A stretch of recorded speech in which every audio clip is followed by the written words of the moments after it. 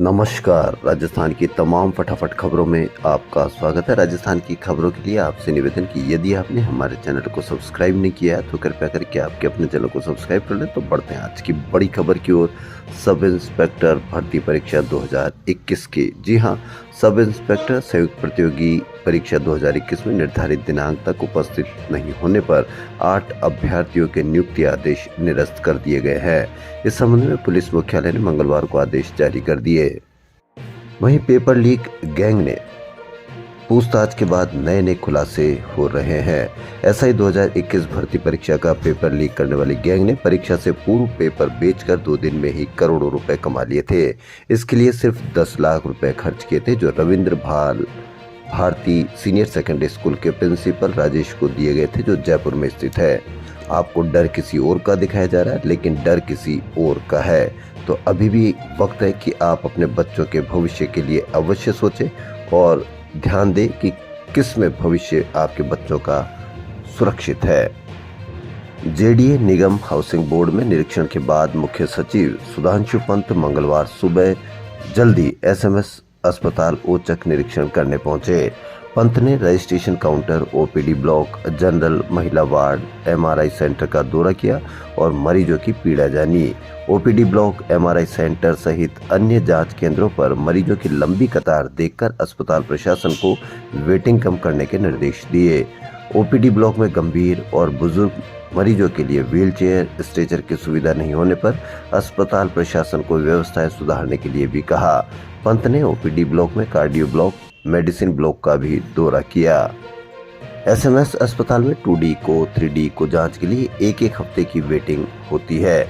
मशीनें कम है, मरीज ज्यादा है। इसका एक इलाज है कि मशीनों को बढ़ाया जाए, इससे ही वेटिंग कम हो सकती है। जयपुर एयरपोर्ट पर 31 मार्च से लागू हो रहे समर शेड्यूल में अयोध्या की फ्लाइट बंद की जा रही है। इसके पीछे सबसे बड़ी वजह फ्लाइट में कम यात्री भार है। राजस्थान के 365 सामान्य आंगनबाड़ी आदर्श आंगनबाड़ी बनाए जा रहे हैं। उप मुख्यमंत्री दिया कुमारी ने मंगलवार को इसकी स्वीकृति दे दी है।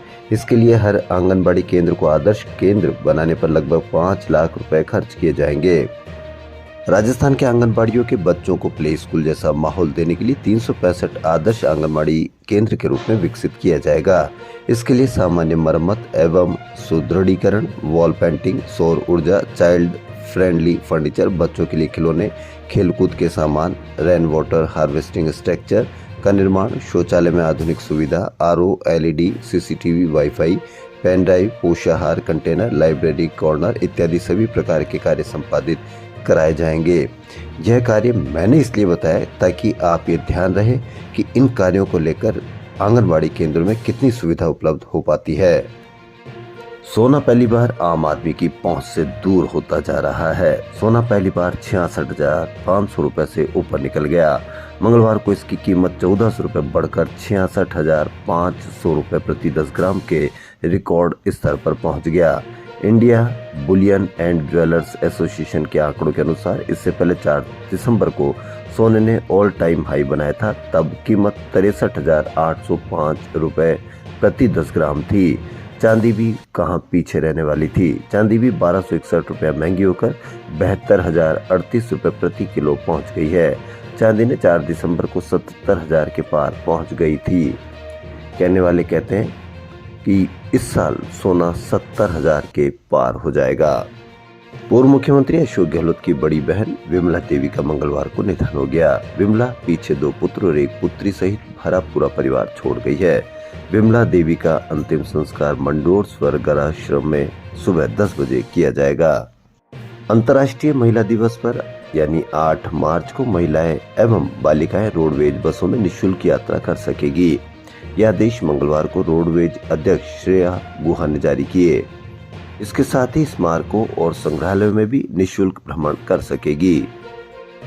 राजस्थान में पश्चिमी विक्षोभ के चलते मौसम बदला हुआ है। सुबह शाम ठंडी हवाएं चलने से दिन रात का तापमान सामान्य से 2 से 7 डिग्री तक कम हुआ। सार्वजनिक परिवहन व्यवस्था को मजबूत करने के लिए राजस्थान सरकार 7 शहरों में 500 इलेक्ट्रिक बसें चलाएगी। उप मुख्यमंत्री दिया कुमारी ने इलेक्ट्रिक बसों को मंजूरी दे दी है। महिला दिवस के अवसर पर सिटी पैलेस में स्वयं सिद्धा हस्तशिल्प प्रदर्शनी 2024 आयोजित की जाएगी। 8 मार्च से शुरू होने वाली 3 दिवसीय इस प्रदर्शनी में 6 राज्यों की महिला उद्यमी अपने उत्पादों को प्रदर्शित करेगी। प्रदर्शनी में महिलाओं के बनाए गए blue pottery, furniture, handicraft items, purse, जूतियाँ, eco friendly sanitary pad, olive tea, designer suit, sari, अचार, पापड़, मसाले आदि उत्पाद भी प्रदर्शित किए जाएंगे।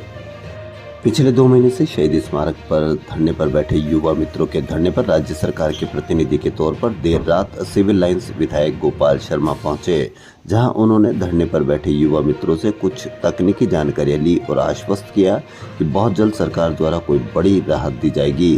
संघर्ष समिति के प्रदेश अध्यक्ष संजय मीणा ने बताया कि सरकार 2 महीने से किए जा रहे युवा मित्रों के संघर्ष को समझ रही है। हमें पूरा विश्वास है कि भाजपा सरकार संघर्ष कर रहे इन 5000 परिवारों के साथ न्याय ही करेगी।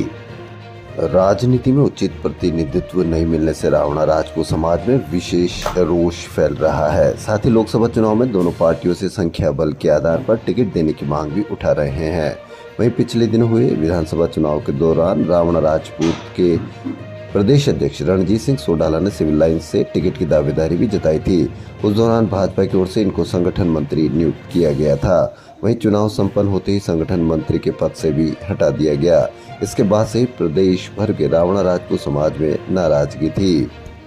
हिंडोली से कांग्रेस विधायक अशोक चांदना ने कहा कि किसानों के लिए एमएसपी लागू होना आवश्यक है। राहुल गांधी ने किसानों को गारंटी दी है कि यदि देश में कांग्रेस की सरकार बनी तो एमएसपी को कानून बनाकर लागू किया जाएगा।